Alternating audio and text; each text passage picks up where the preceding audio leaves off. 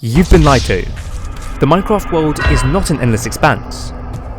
There are limits. You can't build whatever you want, you can't destroy whatever you want, and you can't go everywhere. Minecraft is a game of limits. Part 1. The building limit.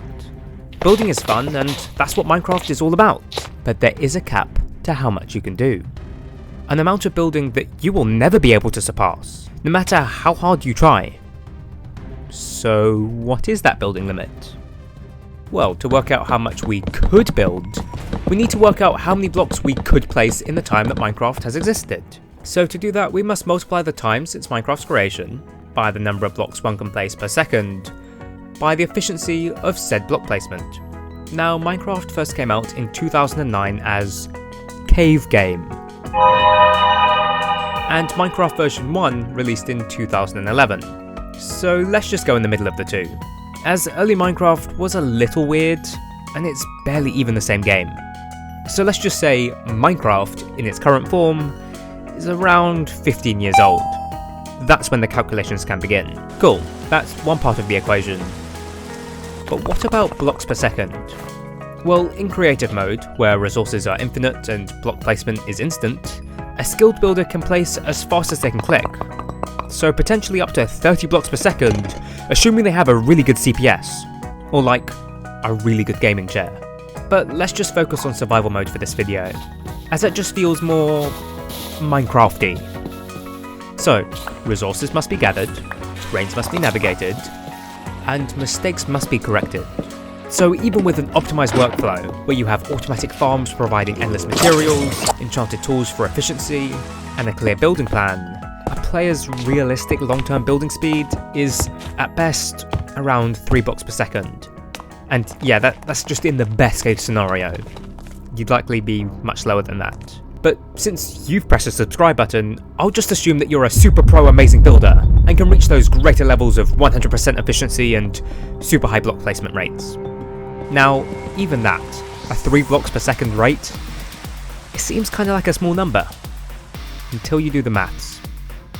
That's 10,800 blocks per hour, 259,200 blocks per day, 94,500,000 blocks per year, and over 1.4 billion blocks in 15 years. That's a staggering number. But what does that actually mean? What does 1.4 billion blocks actually look like? Well, to put this into some perspective, let's compare it to some real-world structures. A statue of a famous figure, like a Statue of Liberty, well, that could be made with around 50,000 blocks, and that's for quite a detailed model. With 1.4 billion blocks, you could create around 28,000 Statues of Liberties. But what about the Great Pyramids of Giza, one of the most iconic and enduring human-made structures to exist? Well, that consists of around 2.3 million cubic meters, or around 2.3 million blocks. In theory, with 1.4 billion blocks, a dedicated Minecraft builder could construct it 600 times. At this scale, a single player could easily reshape the world, building giant pyramids, sprawling cities, vast ocean liners, all from nothing but time, persistence. But even in a game with seemingly infinite possibilities, there are still limits to what can be built. 1.4 billion blocks is a lot, but it's not infinite blocks. There are limits with only 1.4 billion blocks. For instance, you alone couldn't build a 1x1 replica of New York City, or the Death Star, or the Great Island of the United Kingdom, or many other mega projects. It wouldn't matter how hard you tried, it just physically wouldn't be possible alone in survival. You just can't do it. There's a limit. So, your creativity in building, here in Minecraft, is definitely limited. There are things that you just can't build, alright? You just can't do it. Also, that's not even mentioning that building at these sort of scales can introduce a whole new set of problems, such as storage constraints. A Minecraft world of this magnitude would require terabytes of storage, which is far beyond the capacities of most computers. There are hardware limitations. Even the most powerful machines would struggle to render structures spanning millions of blocks. There's game performance. As the world expands, lag sets in. The once smooth experience will turn into a slideshow, and that's not fun. There are also game limits, like there is a void and a world height that you need to deal with too, and those limit what you can build, not just how much of it. Oh, and that's not even mentioning the human factor.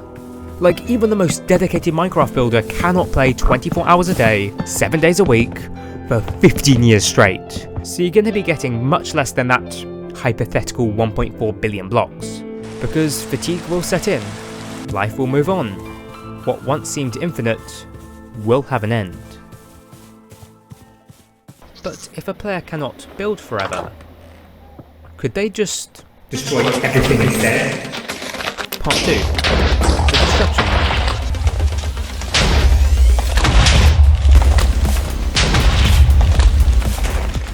So let's take that idea to the logical extreme, here in Minecraft. And let's just try to destroy everything. Now, to measure the potential of any destruction, we must first understand the mechanics of destroying things in Minecraft. A player can destroy blocks in a variety of ways, through mining, explosions, and many other creative means. So let's calculate how much a player could destroy, starting out with Efficiency 5 and Haste 2. A player can destroy blocks at a rate of, let's just say 18 blocks per second, or basically just as fast as they can move their mouse around, but let's just run with 18, alright? To put that into some perspective, let's run the numbers. That's 1080 blocks per minute, 64,800 blocks per hour, 1.55 million blocks per day, 568 million blocks per year, and 8.5 billion blocks over 15 years. For some context here, the KT extinction event, where an asteroid struck the Earth and killed all the dinosaurs, you know, assuming dinosaurs are actually real and not a conspiracy made up by the CIA to discourage time travel, yeah, it was about 10 billion blocks for the crater. So you could basically mine out the crater that was enough to kill the dinosaurs in Minecraft, if that's all you did for 15 years. But we can destroy a lot more. Let's turn to TNT. You can place a TNT and then light it. Pretty big damage. You can place many TNTs in a chain, and ignite them like dominoes. That's even bigger damage. You can decimate biomes and landscapes with relative ease, far quicker than any manual mining. TNT's ability to destroy is pretty immense, right? However, this can be made far more potent when pairing flying machines and TNT duplication techniques. As the scale of destruction becomes unimaginable, let's break down the destructive power of TNT flying machines. A typical TNT duping machine can place around 20 to 40 TNT blocks per second, depending on the design. If we assume a machine can place, let's say, 30 TNT blocks per second, let's do some maths. 1,800 TNT blocks per minute, 108,000 TNT blocks per hour, 2.6 million TNT blocks per day, 950 million TNT blocks per year, and 14.25 billion TNT blocks over 15 years. For each TNT blast is a radius of around 10 blocks, let's say, depending on the terrain and other variables. 14.25 billion TNT blocks over the lifespan of Minecraft from flying machines could therefore allow for approximately 142.5 billion blocks to be destroyed. Now, while this destruction can be massive, it is still constrained by Minecraft's world boundaries. Like, first, lag. There are only so many TNT machines that we can have before the game just decides, no, it doesn't want to run it anymore. Second, there's bedrock. The unbreakable bedrock layers form the very bottom of the Minecraft world, at y equals -64, preventing players from digging further below. Bedrock is solid, immovable, and cannot be destroyed. Even TNT cannot break it. As long as we don't include some weird glitches, alright? The world stretches from y-64 to y319, meaning players cannot destroy beyond these vertical limits. No matter how many TNT explosions or flying machines are used, there is always an upper and a lower boundary. In terms of horizontal space, Minecraft's world border is 30 million blocks in each direction. Even with flying machines, destruction can only happen within this finite area, and even within that, you can't really destroy a lot. In fact, if we just do some maths, we can work out just how damaging we as players can be to our environment. 142.5 billion blocks removed is a lot, but the overworld is 60 million by 60 million by 120-ish blocks. We aren't going to include air in this, alright? So we get around 432, 000, 000, 000, 000, 000, 000, 000 blocks in a Minecraft world. In other words, a big number. So we can work out as a percentage that with 15 years straight of TNT duping, we get a whole 3.3 E-5%, or 0.0000033% of the Minecraft world being destroyed. And that's just the overworld. We wouldn't have even touched the Nether, nor the end. And that's not even accounting for the fact that these TNT duplications aren't even possible during all the time that Minecraft has been around. The limit to the possible damage that you can do to a Minecraft world is just so inconceivably tiny. We've hit another limit, haven't we? Part 3. The distant lands. We can't build everything. We can't get rid of everything. But maybe we could just see everything. Surely our sights can't be limited. The Minecraft world is filled with so much natural beauty, from towering snow-capped mountains to blistering badlands, to dense, overgrown jungles, to villages, and to mansions. The Minecraft world is beautiful. The Minecraft world is awe-inspiring. So here's the new goal. Just generate every single chunk and explore everything so that we can see all that a world has to offer. Now, Minecraft worlds are, to put it simply, huge. To truly grasp how massive it is, let's break down the scale. The Minecraft overworld extends 30 million blocks in each direction from the origin point. That's 60 million blocks in total from one edge of the world to the other, forming a square of almost, let's just do the maths, 3.6 quadrillion blocks. And that's just the overworld. Add in the Nether and the end, and you begin to understand the true scale of what we're dealing with. Yeah, we have quite a large quest ahead of us. But we're subscribed. We're powerful. We can do this. Now let's talk about the journey itself. How fast could you possibly travel across such a vast land? Would it even really be possible? Well, the most basic method of travel that you should be familiar with is walking. A Minecraft player walks at a speed of around 4.32 blocks per second, which might not sound too slow, like that's 15 kilometers an hour. That's pretty fast walking. But when you extend that over quadrillions of blocks, the math becomes daunting very quickly. Let's just do a quick calculation. If you're walking 24/7, non-stop, without sleeping, without stopping to do anything else, you literally just walk. 4.32 blocks per second, times 60 seconds per minute, times 60 minutes per hour, times 24 hours per day, that's like 373,248 blocks per day.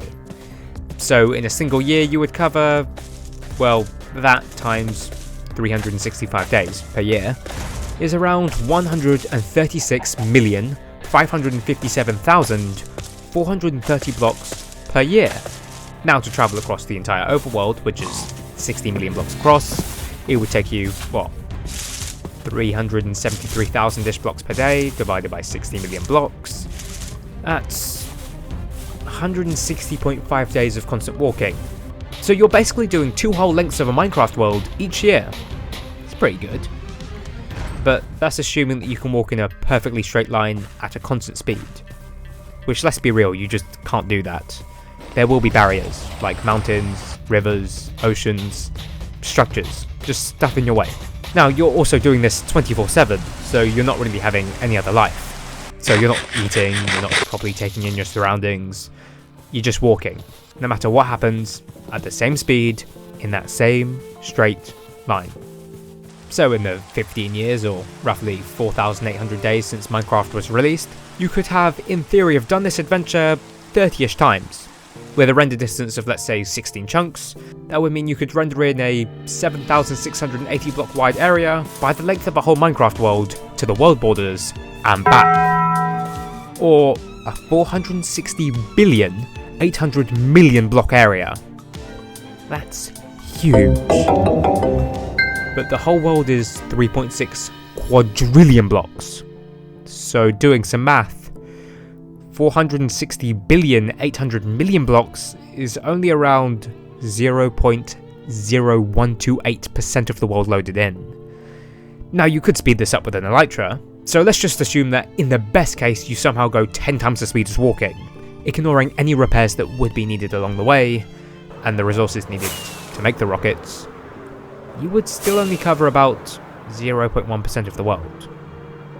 So no matter what you do, you will never be able to witness a vast majority of the Minecraft world, even if you spent literally every single day of your life dedicated to exploring. You will forever be on a tiny fraction of a speck on one world, in a sea of infinite world seeds, in a giant galaxy of potential worlds, of an endless universe. You are limited to seeing basically nothing. You are limited to being forever blind to the realities of all there is to see. You are limited in Minecraft. You do not have freedom. So yeah, it's clear. Reaching the limits of Minecraft is way too difficult, and it's not even possible to do everything. Instead, let's just change our focus, and let's do something way easier. Like, let's just play on hardcore mode, right? You know, Minecraft's easiest difficulty. No, you heard me right. Minecraft's easiest difficulty. Hardcore mode is really easy, and I have the proof. Just watch this video. Trust me, it's worth watching.